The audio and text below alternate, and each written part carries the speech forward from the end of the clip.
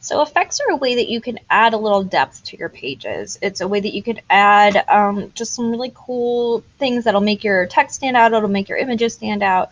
You can change the opacity of objects, and you can do all different types of stuff with effects. So to get to the effects panel, you're going to go to Window, you're going to go to Effects, and it's going to show up here. And this is another one that I highly suggest docking. It's a little FX like that.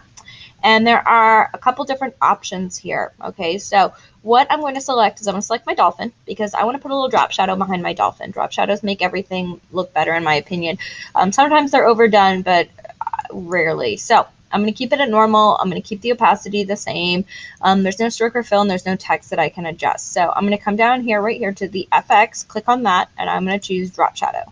And this is going to show up. Now, I have the settings to drop shadow for the object because that's all I can do. You can do a fill, you can do a stroke, but you're mainly going to use object and text for your effects panel. So I have object selected. I also have on the bottom left-hand corner here preview selected. And that way any adjustments I make, I can actually see happen live in my InDesign document. So I know what it's going to look like. I'm not just clicking around and then going back and forth trying to figure out what it looks like. So the blending, right now multiply is selected. Sometimes you'll need to select normal, but this is something that really the best way to figure out what's going to work best for your page is to play around with it. And depending on what you're putting an effect on will really determine what kind of blending mode you want. You can choose the color. So I can have a pink drop shadow, a yellow drop shadow, a blue drop shadow. I'm going to keep it black and keep it simple.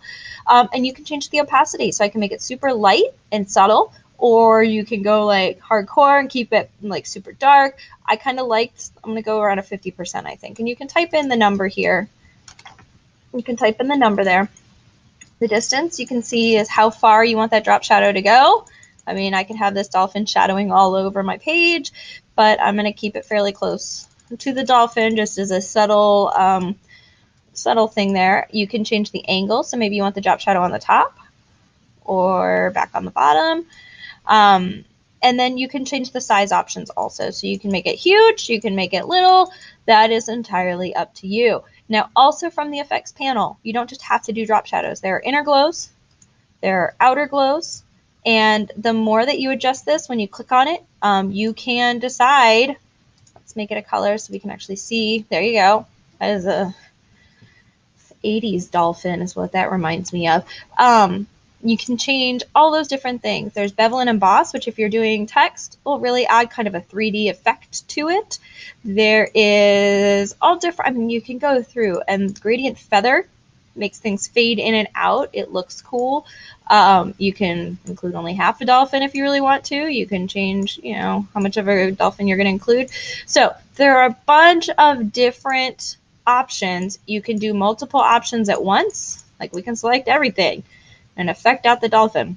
But I like to keep it simple generally, but you can do whatever works best for your publication. You can do whatever works best for the particular design that you're going for. This is really effective when you're designing senior ads. The feathering makes baby pictures look cute. And like I said, it really makes your object stand out. Another thing you can do, and I'm going to do it on the type on a path here that we've done, is you can do an effect. Now you select it with your selection tool, not the type, so that's confusing. So to do an effect on your, I'm going to do it on the headline actually. To do an effect on your, no, I'm going to do it here down on my dolphin. Do an effect, I know, can't make up my mind. I'm going to select the frame that it's on, and then I can select text here, and that's how I know that it's going to create the effect on the text.